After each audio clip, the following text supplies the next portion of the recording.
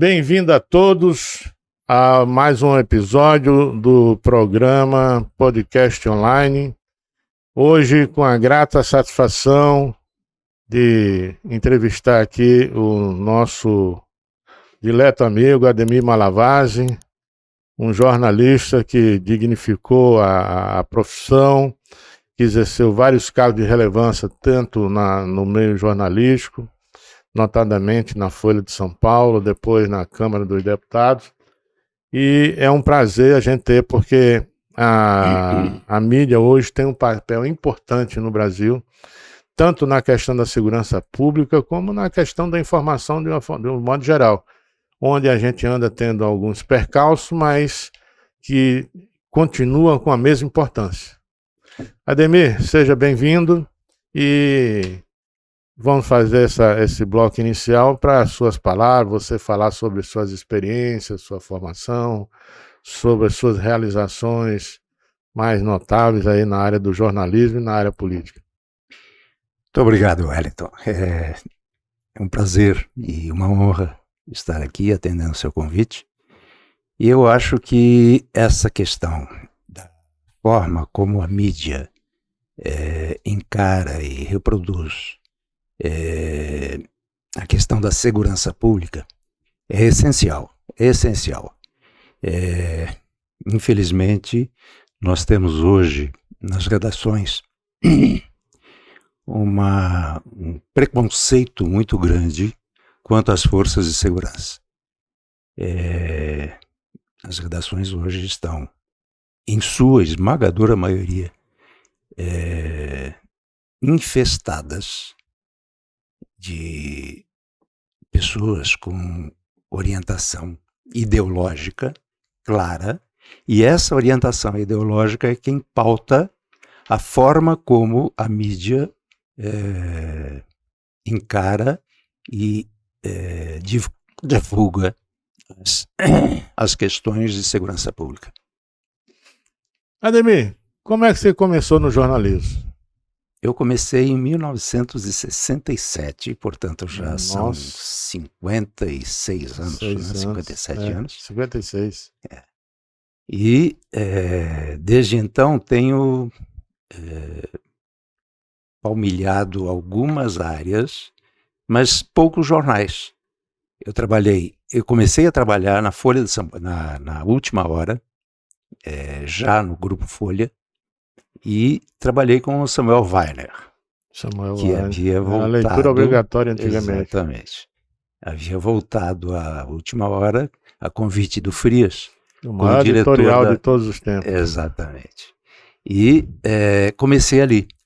Depois eu passei por alguns órgãos de imprensa regionais, especialmente a Folha Metropolitana, que cobria todo o entorno de São Paulo, e lancei também lá em São Paulo o Metro News, que eu acho que ainda existe. Isso foi em 74. Não lembro mais, não. Bom, depois voltei para a Folha de São Paulo, e aí já na Folha de São Paulo mesmo, e ali passei por várias... fui chefe de produção da Folha de São Paulo, fui editor de política, fui chefe de redação. Depois vim para Brasília. Do jornal. Como? O cérebro do jornal. Tinha um papel relevante, sim. E finalmente fui, a convite do Frias, vim para Brasília como diretor da Folha aqui em Brasília. Eu era diretor da sucursal aqui. E depois prestei concurso para a Câmara dos Deputados. Sou aposentado pela Câmara dos Deputados, e na Câmara eu cumpri alguns papéis, eu diria, importantes. Eu criei a agência Câmara de Notícias, fui eu quem criou.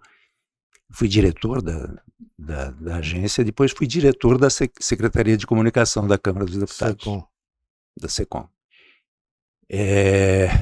Redigi o manual de estilo da Câmara da SECOM, da Secretaria de Comunicação. Antes, ainda na Folha, eu fui também... Você fez parte do grupo que fez o O manual de estilo da Folha. O manual de estilo da Folha de São Paulo foi feito por 4 pessoas. Era o Boris Casoy, o Otávio Frias Filho, que era o filho do dono, esqueci o nome do outro, e eu. Nós 4 redigimos o primeiro manual de estilo da Folha de São Paulo. Eu tenho a impressão de que ele teve um papel muito importante na sedimentação, no fortalecimento do jornal. E, infelizmente, me parece que ele hoje não vem sendo muito respeitado. Muito bem. Está aí para os senhores verem a trajetória profissional brilhante do Ademir, pessoa de uma competência intelectual, uma visão política exacerbada, mas um jornalista raiz, como costumo dizer o pessoal da época do jornalismo de ouro. Ademir, aqui você julga a essa caída de produção, tanto na questão da informação, quanto da questão ética e da questão da dominação da mídia por grupos políticos, ideológicos e empresariais. Se você acha que isso tem a ver alguma relação com a falta de obrigatoriedade hoje do nível superior para o jornalista. Bem, eu acho que a questão é um pouco mais profunda que essa. Tem isso sim, você está dizendo. Mas hoje você tem, infelizmente, e eu digo isso como jornalista, que ainda sou, embora aposentado, eu ainda sou jornalista, me considero jornalista. Infelizmente, hoje nós não temos mais jornalismo, nós temos opinionismo.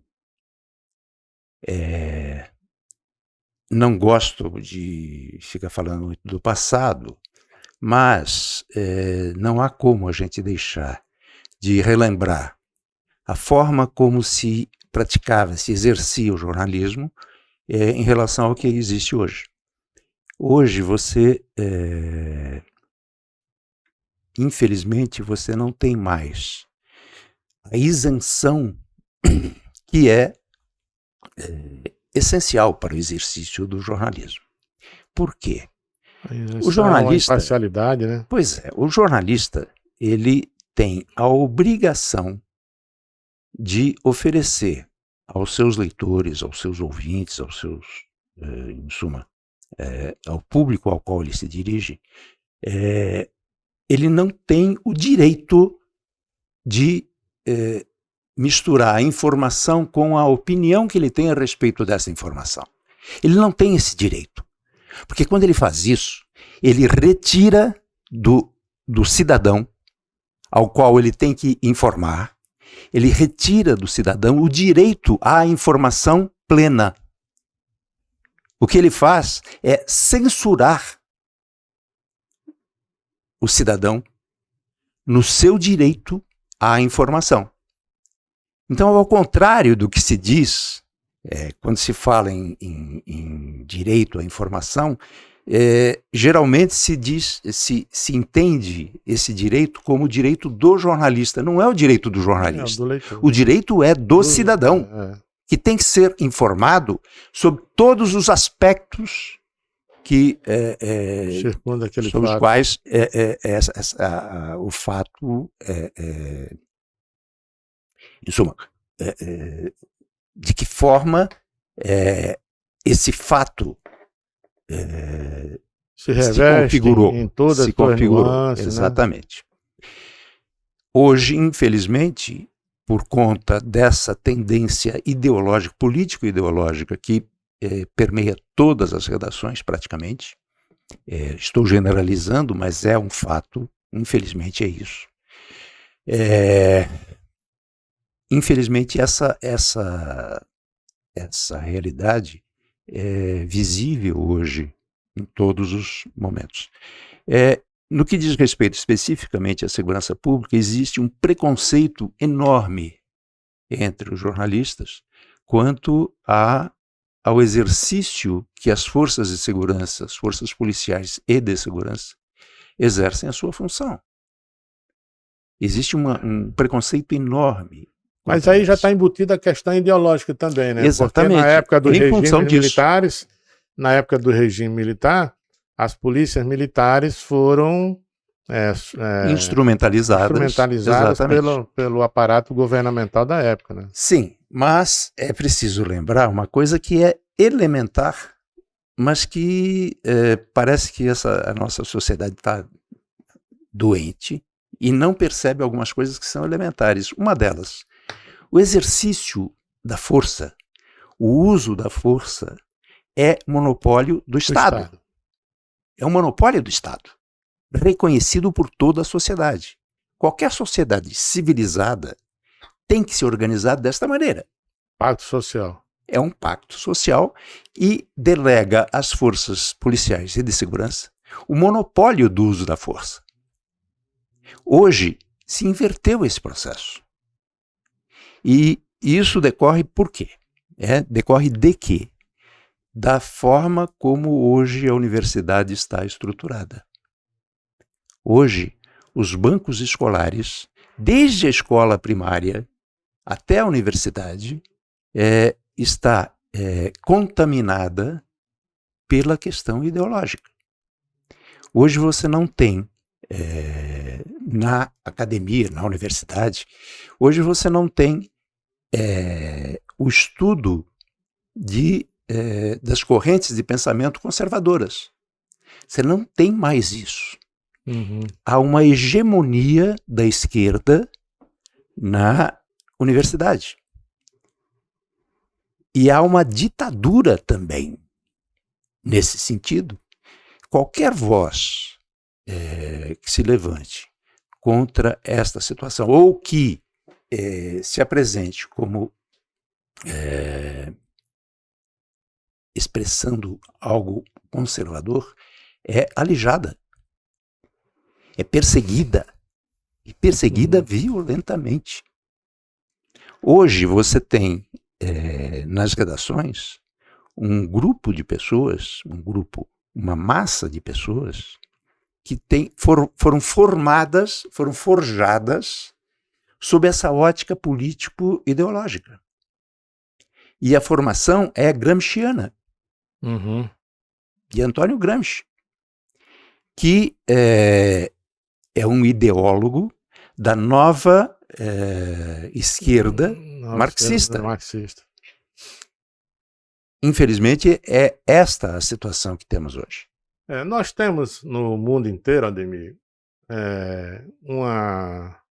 um cenário semelhante, mas não tão exacerbado como no Brasil. O Brasil está exacerbado. Hoje nós vemos a mídia defender o infrator da lei e penalizar o agente do Estado, o Estado que representa e defende a sociedade.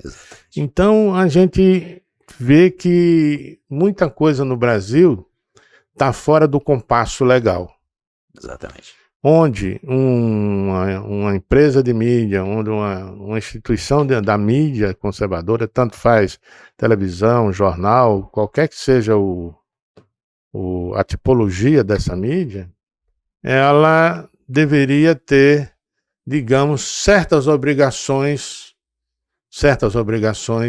não só do ponto de vista ético, mas obrigações legais, de não distorcer o fato, não inverter os valores, não forjar fatos, enfim.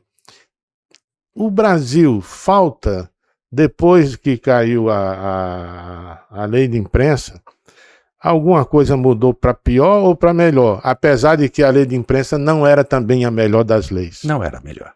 Não era melhor, mas também, na verdade, essas questões que a gente está comentando aqui, elas passam por cima disso. Não tem a ver com a lei, tem a ver com a forma como foi forjada essa massa de profissionais que hoje trabalham como se fossem jornalistas. Eu não os considero jornalistas. Essa grande maioria que hoje milita na imprensa brasileira, eu não considero como jornalistas. Forte. Essa também é a visão de muitas pessoas que eu converso, porque a gente vê um fato hoje, está acontecendo no mundo político.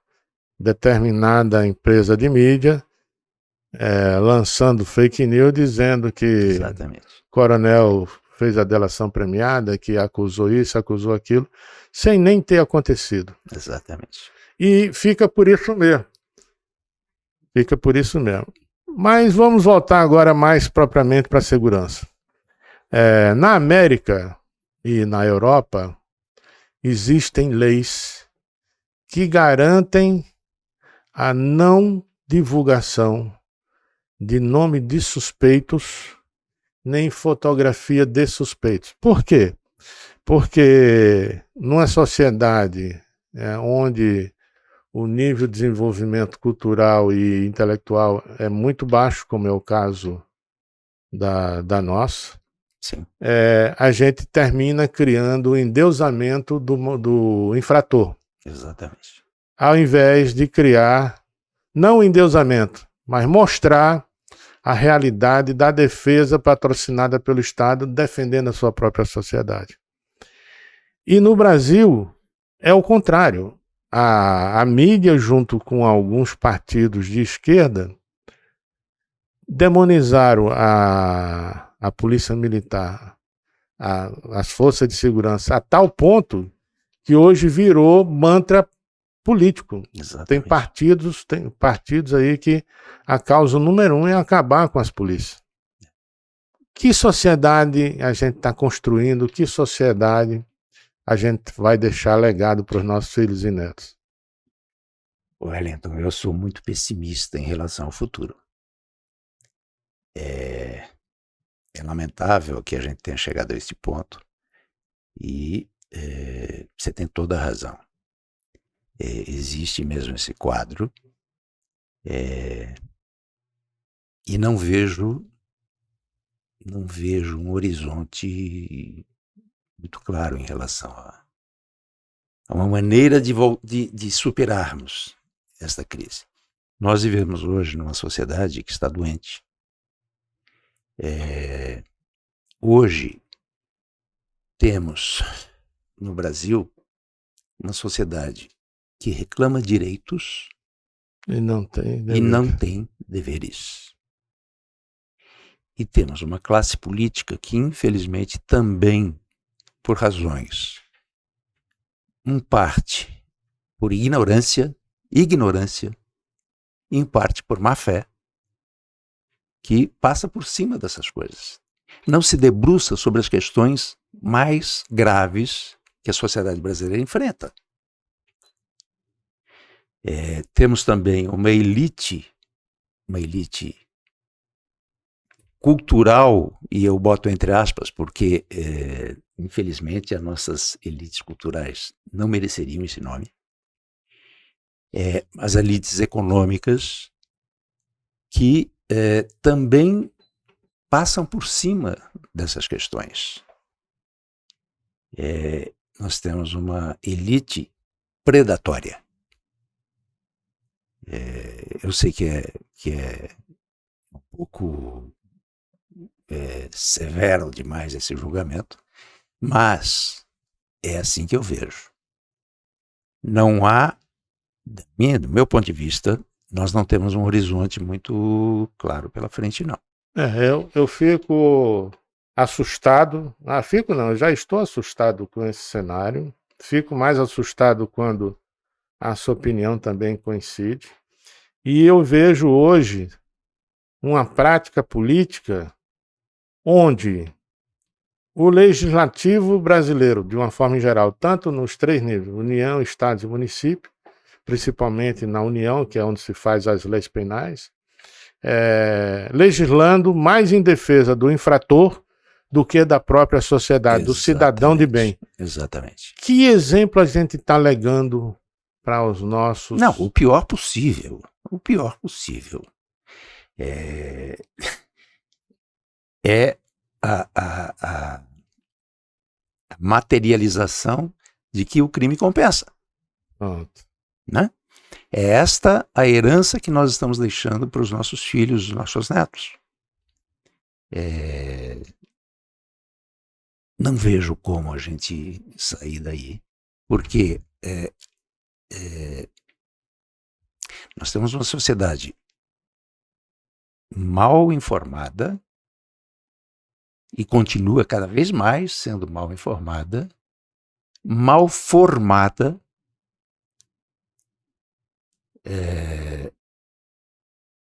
e isso nos condena a um futuro, no concerto internacional, um futuro muito ruim.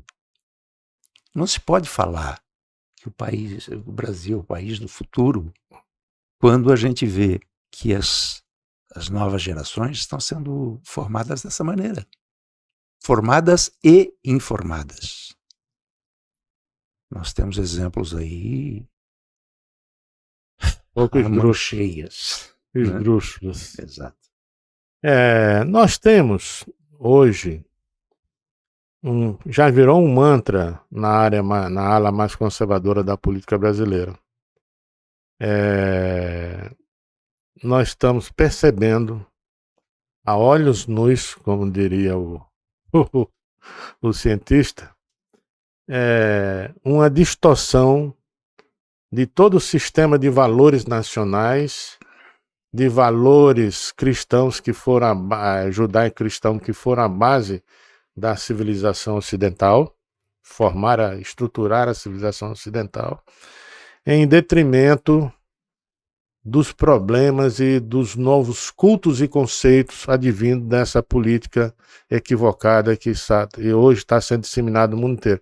Multiculturalismo, o politicamente correto, a questão ambiental. Quer dizer, você é preso X anos, crime hediondo, se você matar uma paca, mas você pode matar um feto de 4 meses. Exatamente. Então, onde é que fica a lógica humana nessa questão?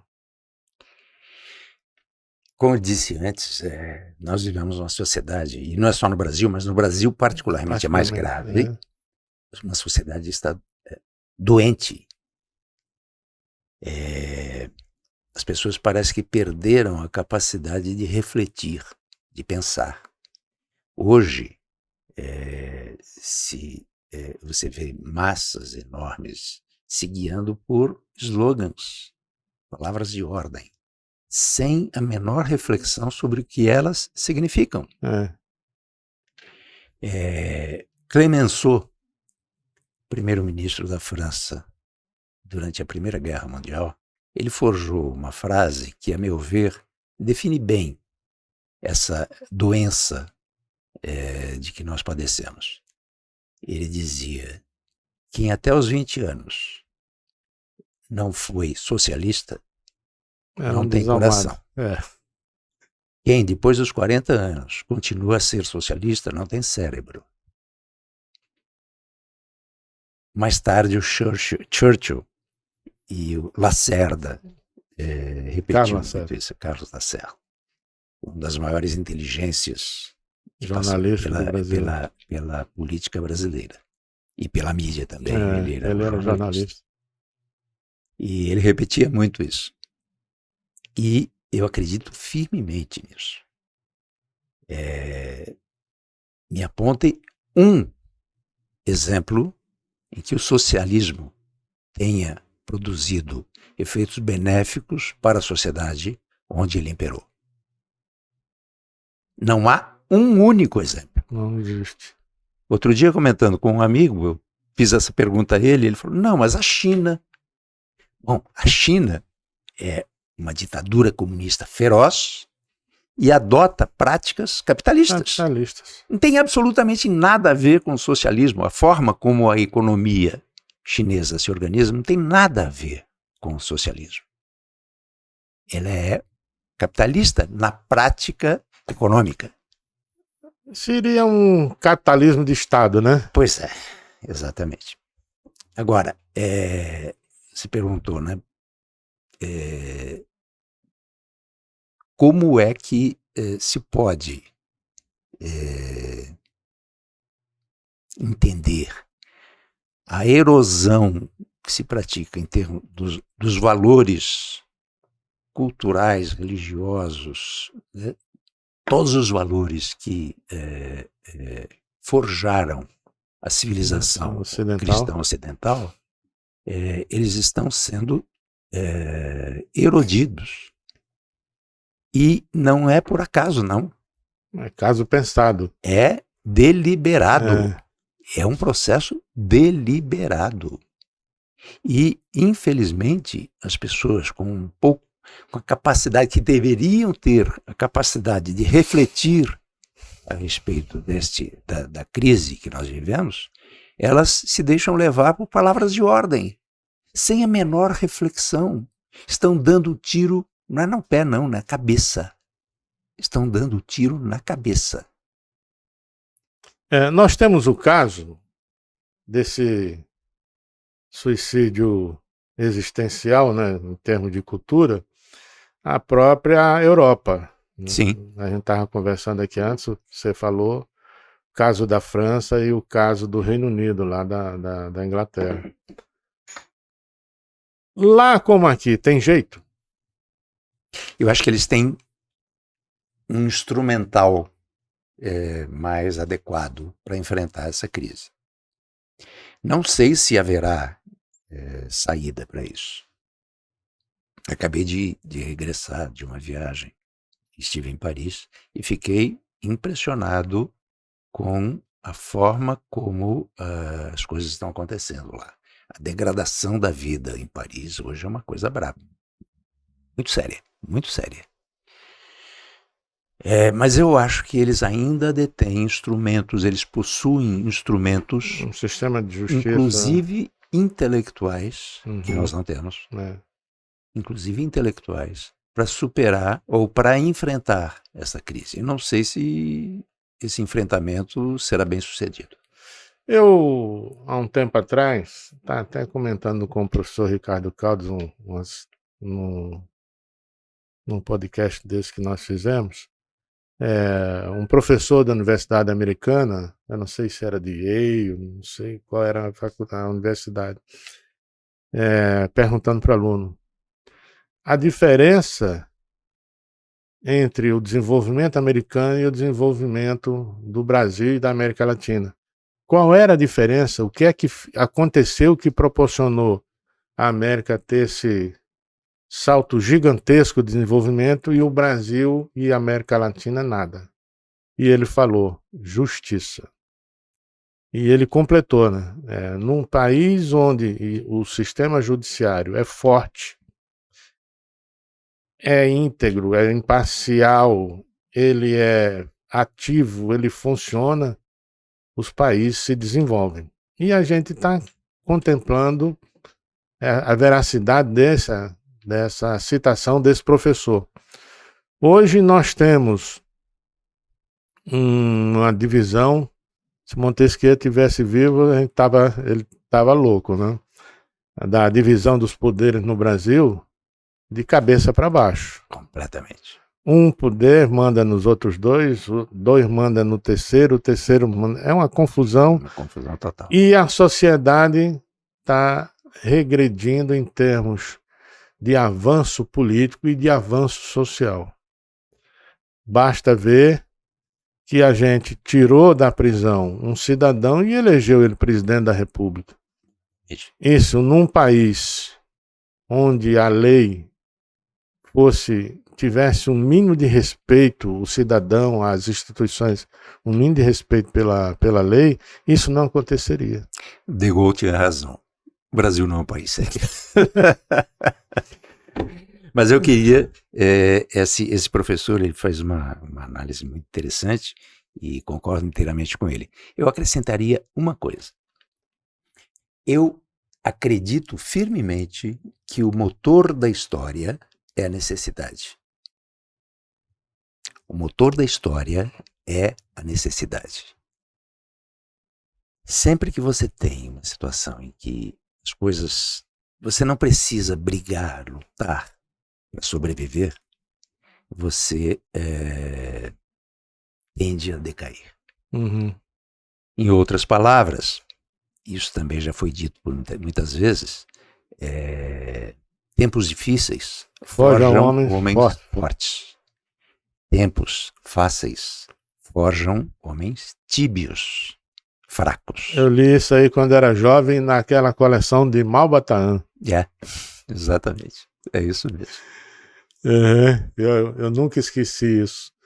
Que naquela época o meu pai, ele dizia, você ao invés de ler jornal que só fala fofoca de socialite, leia livro que vai lhe enriquecer para o futuro e vai lhe trazer informação. E seu pai era sábio. uma das coisas que ele sugeriu é começar se lendo no Malbataan. E a gente terminou... O homem que calculava. E a gente terminou indo e naquele arrobo lá tudo. Até por Rousseau a gente andou passando. O ideólogo da Revolução Francesa. Exato.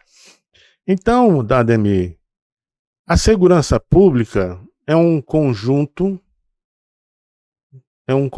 de ações patrocinada pelo Estado, sustentado pelo pacto social, que organiza a sociedade em vida pacífica. Quer dizer, as pessoas têm de viver em harmonia, em estado pacífico. Claro.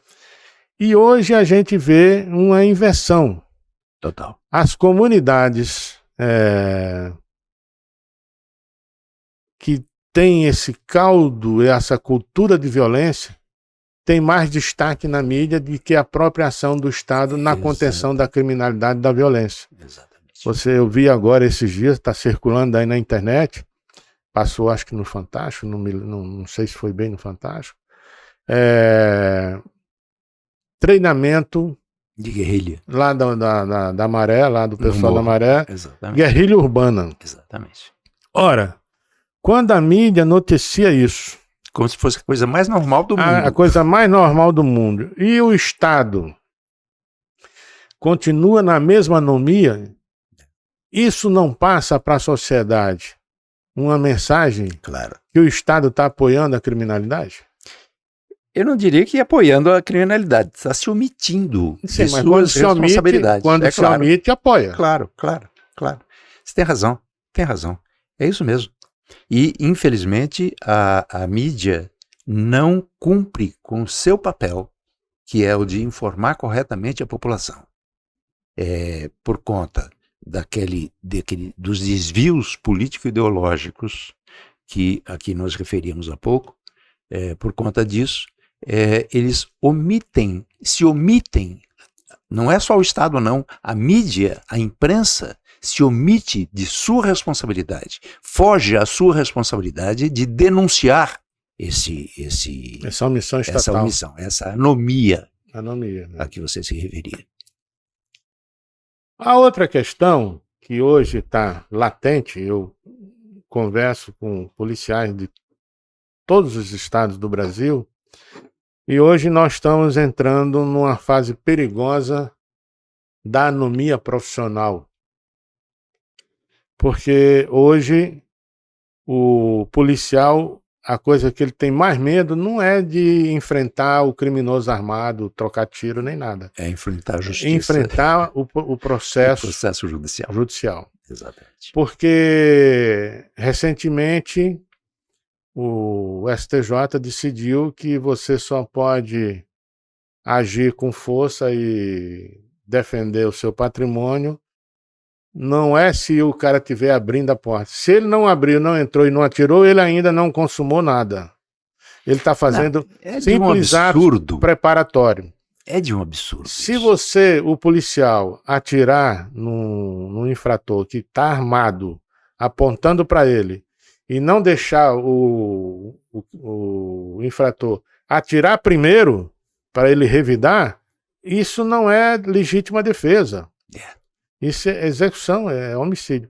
Então, a gente vê cada vez mais a nossa legislação penal está dificultando o Estado a fazer a prevenção, a repressão criminal.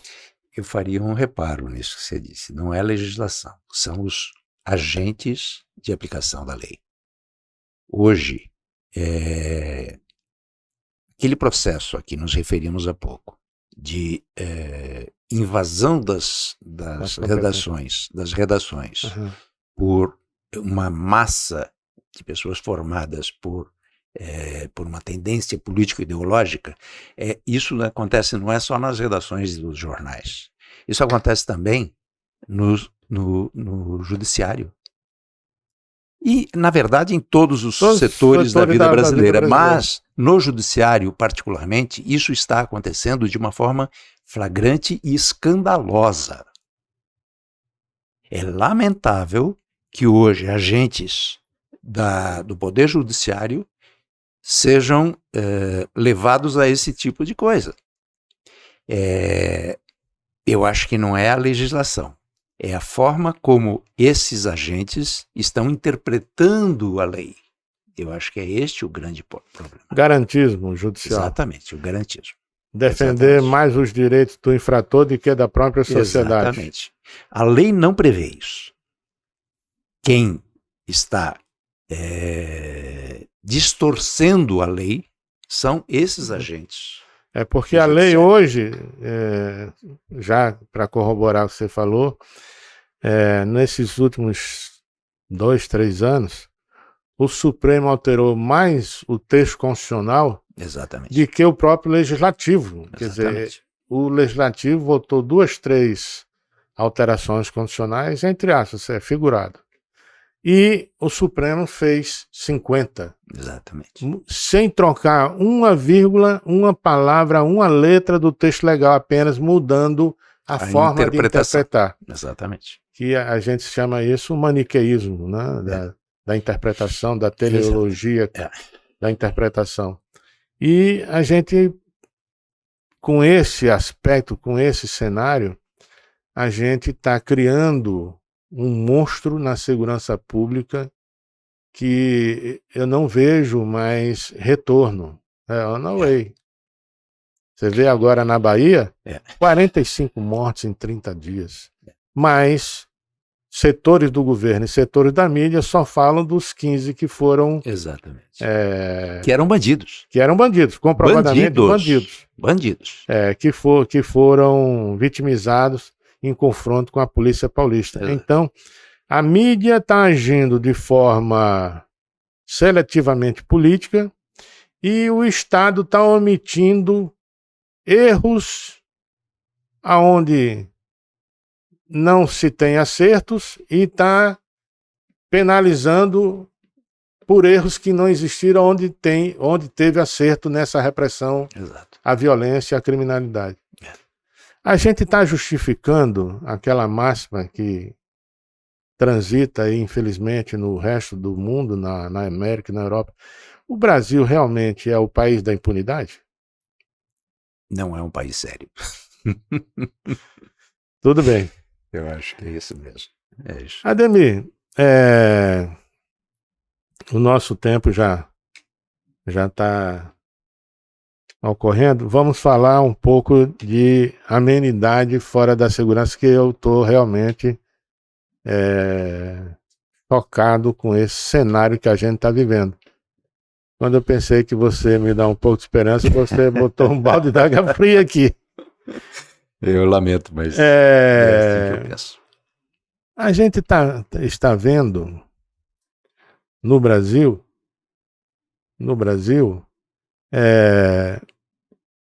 um cenário político que daí deriva todas as ações do Estado brasileiro, tanto nas áreas de segurança, na justiça, no legislativo, enfim, todos os setores, uma visão, eu diria, esotérica, extraconstitucional. Isso é reflexo desse quadro que você traçou ou é consequência? Eu acho que as duas coisas, uma coisa se alimenta da outra. Nós chegamos a essa situação não foi por conta de um problema eleitoral, não foi isso. Foi isso. Esse é um processo de deterioração da sociedade brasileira que vem de muito tempo. Como disse, eu comecei em jornal em 67. E a minha formação não é jornalística, eu sou sociólogo. E fui aluno do Fernando Henrique Cardoso, eu estudei na USP, e naquela época nós já tínhamos esse quadro que nós pintamos agora há pouco, já vem daquela época. Naquela época, os livros-texto que nos eram apresentados eram quase que exclusivamente pautados pela visão de esquerda. Viés ideológico. Havia já o viés ideológico muito forte, especialmente na minha faculdade, a Faculdade de Filosofia, que era o berço, né, O berço da teoria. foi o berço desse quadro caótico que nós vivemos hoje. Então, isso vem de muitos anos. Então, a gente não pode cometer o erro de entender que a crise que nós vivemos hoje decorre dos últimos anos. Não, é de décadas. Um ciclo histórico. Décadas. É um ciclo histórico. Nós vivemos, eu disse isso na conversa que tivemos antes do início do programa, nós vivemos hoje uma crise civilizatória. E essa crise civilizatória, eu não vejo saída para ela. Nós tivemos no mundo alguns casos emblemáticos, mas no meu entendimento, um dos mais emblemáticos que ocorreu na minha visão sobre essa questão legalidade, democracia, Estado, sociedade, polícia, segurança, foi lá na Ásia, lá em Singapura. Uhum. Singapura, há 20 anos atrás, 25, 20 anos, era denominada de a latrina da Ásia. Era. 90% de toda a população feminina de Singapura era estuprada pelos barões do ópio e pelos vendedores de matérias, de produtos alucinógenos naquela época. Eu diria que... tanto do ópio quanto de outras matrizes. E apareceu um maluco de um general e tomou tudo e disse: aqui agora não tem mais mulher que vai ser estuprada, aqui Exatamente. Não tem mais bandido, não tem mais nada. Quem estava preso foi fuzilado e ainda pagou a bala que o Estado vitimou a sociedade. Deu um prazo para quem quisesse viver, que fosse criminoso, saísse de Singapura, 24 horas, todo mundo saiu, quem era criminoso foi embora. E hoje a gente vê Singapura uma ilha da fantasia. É verdade.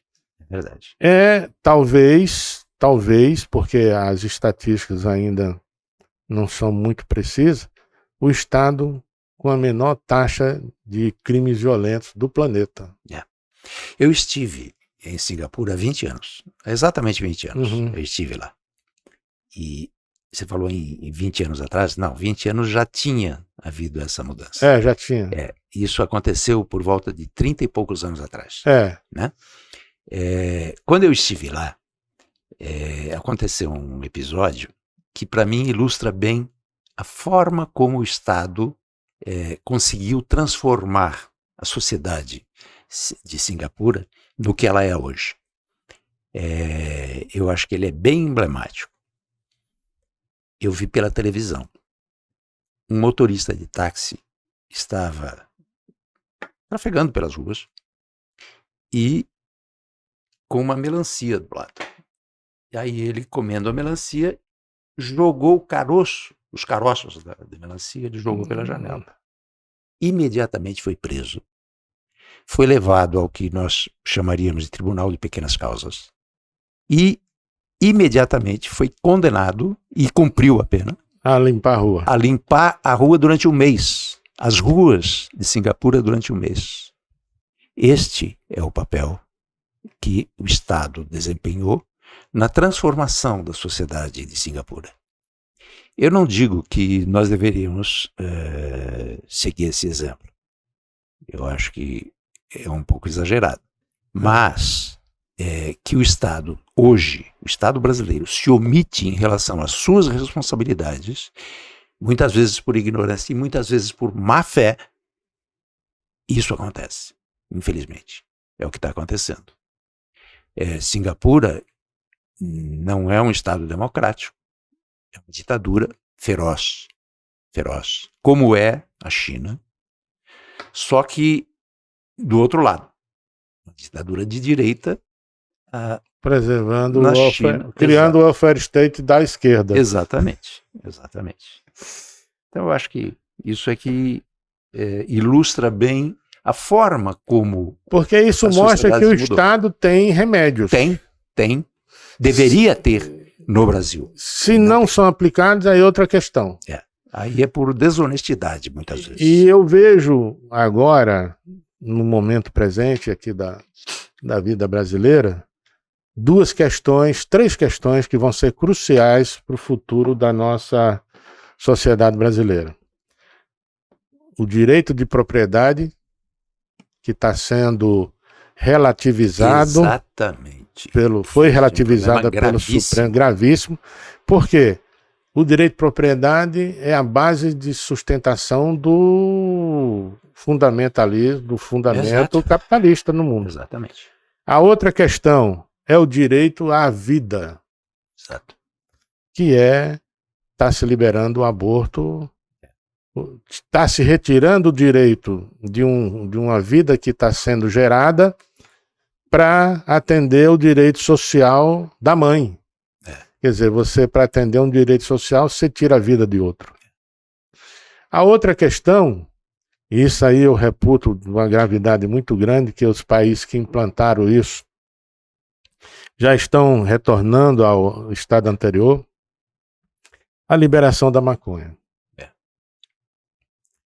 Hoje, você tem vários países que adotaram a liberar a maconha para uso recreativo e medicinal. A Suécia, o Canadá e outros aí. A Holanda. E hoje já está sendo alvo de reversão. E tem outros países. Inclusive já está se pensando em reprimir de novo a venda para uso recreativo. Mas isso foram países que tomaram essa decisão, mas antes de tomar a decisão, eles planejaram para o Estado fornecer essa substância psicotrópica. No Brasil, não. No Brasil, está se liberando o uso recreativo, mas quem vai continuar produzindo, vendendo, entregando é o crime organizado. Quer dizer, então o governo brasileiro, através das decisões que estão sendo tomadas, dos poderes, está criando uma reserva de mercado para o crime organizado. Exatamente. Está se liberando o extermínio de vidas totalmente indefesas, mas prende quem matar uma paca. Exatamente. Você tem toda a razão, Wellington, e eu acrescentaria mais um problema. A questão do direito de defesa, de ter arma. Exato. Eu acrescentaria uma outra ameaça, que essa é gravíssima, e eu vejo muito presente no momento que nós vivemos, que é a liberdade de pensamento e opinião. Pronto. Essa daí é o fundamento da liberdade. É o fundamento de tudo. Fundamento de tudo. E hoje nós corremos o sério risco de termos institucionalizada uma perseguição à liberdade de pensamento e opinião. De expressão. Isso é um negócio muito sério. É o fim da liberdade. Aí é a ditadura mesmo. Eu fico preocupado. Essa nossa discussão, essa nossa catarse da vida política, do momento político, do momento cultural, do momento legal, dos momentos possíveis, não é crítica a nada. Não, ninguém aqui está criticando A autoridade A, a autoridade B, a autoridade C. A gente está constatando que está havendo uma falência, uma crise muito de governança, está havendo uma falência política, está havendo uma falência moral de todo o Estado brasileiro. E agora você vai penalizar quem na ponta é encarregado de fazer essa repressão criminal, que é a polícia. Então, tudo está se configurando num cenário macabro para acabar com o poder de organização da sociedade no Brasil. Você concorda com essa avaliação? Inteiramente. É exatamente como eu penso. É exatamente isso. Como disse antes, eu não vejo muita saída para essa crise que a gente está vivendo. E o mais grave, ou tão grave quanto esses aspectos que nós já abordamos, é a inércia da sociedade brasileira em relação a tudo isso que está acontecendo. A maioria das pessoas com quem eu converso, e isso é evidente, está escandalizada com isso. Mas não se mexe. Não reage. Não reage. A sociedade brasileira está letárgica. Letárgica, exatamente. A palavra é exatamente essa. Há uma letargia. A letargia é em função da gravidade da agressão que estão cometendo, ou é, digamos, por falta de patriotismo, falta de... Eu não sei dizer. Eu não sei dizer se é uma coisa ou outra. Porque a força da repressão está tão grande que isso está causando um pânico generalizado. Tá. As pessoas não veem mais futuro. É muito sério, muito sério, muito sério. Nós corremos o risco de ter um êxodo da elite econômica brasileira pular fora do barco? Pode acontecer, mas já está acontecendo o êxodo de inteligência. A inteligência já tem algum tempo que está acontecendo. As novas gerações que não se acomodam com essa situação, estão pensando em sair do país. Meu neto já tem isso muito claro na cabeça dele. Eu tenho um filho que está morando lá em Portugal e não quer mais voltar, não. Uma grande parte dos meus amigos tem filhos fora do país. E isso empobrece ainda mais a já precária capacidade de suplantação, de reação. É muito, muito, muito, muito ruim. Muito ruim. Muito bem, Ademir. Eu agradeço de coração a aula, um tanto quanto pessimista, mas realista. E você, uma pessoa fiel aos seus princípios, você já pensa assim e não ia dizer de outra forma. E é isso que eu acho que falta na mídia brasileira, no jornalismo brasileiro. Valores, convicção dos valores, certeza dos valores e uma militância desses valores, porque isso é quem fortalece e estrutura uma profissão tão nobre como a de informar a sociedade. Exatamente. Eu fiz até o último ano de jornalismo, não fui lá pegar meu diploma, porque na época eu era oficial do Exército e eu não via muita possibilidade de eu sair da área militar e ir para o jornalismo. Mas eu me lembro que era uma doutrinação violenta. Imparcialidade, isenção e não sei o que mais. Coisa que eu só me lembro de ter visto lá e hoje não existe mais na prática da mídia. E está penalizando, está acabando com instituições como as forças de segurança, a paz social, e está criando um ciclo generalizado de corrupção no Brasil. Exatamente. Onde você, para ganhar, fazer freelas para isso e para aquilo, você é melhor do que falar a verdade, informar corretamente.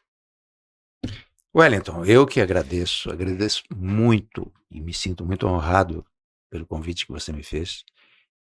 Lamento não poder partilhar de impressões, de opiniões mais otimistas, mas é como eu penso. Eu sou fiel àquilo que acredito, em que acredito.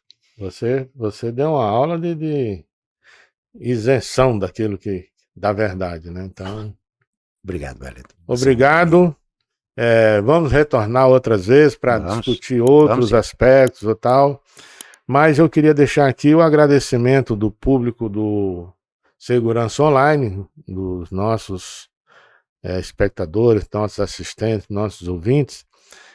Agradecer a sua vinda aqui, as suas opiniões, que foram de uma crueza de verdade muito grande, e que isso sirva de referência para os novos profissionais da mídia, os novos dirigentes do Brasil, os novos políticos, enfim, a gente faça um pacto de reerguer o Brasil e reerguer uma sociedade que hoje está com seus pilares um pouco corroídos.